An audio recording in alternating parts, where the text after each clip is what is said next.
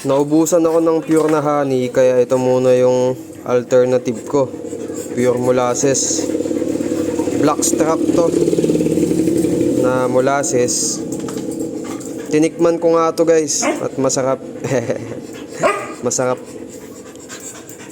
Pwede to sa mga alaga nyo. Mapaaso. Pwede din. Tsaka sa mga, lalo sa manok, baboy, kalapate, baka, kambing, pwede to guys. Yan.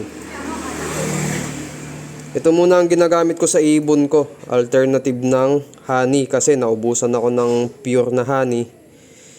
Kaya ito na muna. Medyo mahal din kasi ang pure na honey. Ito mura lang.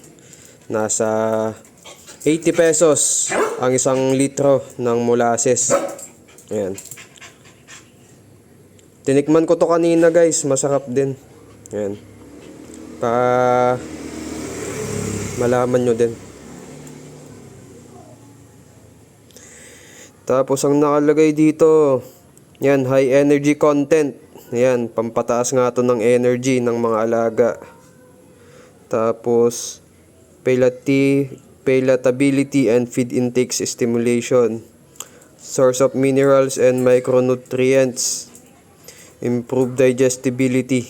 Commonly included in feed for all kinds of animals. Ayan. Pwede nga to sa lahat ng hayop.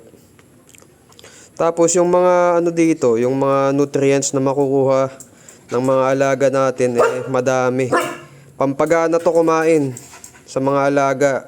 Lalo na sa may mga baka o kaya kambing. Pagka hinalo mo to sa tubig nila, talagang gaganahan. Tsaka sa mga pagkain. Ang hinahalo ko naman dito, kung sa kalapati ko, hinahalo ko siya sa patuka. Pwede rin siya sa tubig. Pero commonly, pinangbabinder ko to sa patuka ko. Ayan. Konti lang kasing nilalagay mo nito, sobrang ano na. Sobrang concentrated o sobrang lapot nito. Ayan. Sa tubig naman, maganda tong ibigay for recovery. Kapag stress ang ibon nyo, pwede nyo ding ibigay ito. Alternative sa electrolytes o kaya sa honey. Ayan. Mura lang to guys. Ayan. Ano kasi to? Sugar. Ayan. Yung sugar, pag na-convert yan ng katawan, nagiging glucose yan. Na nagbibigay energy sa mga alaga natin.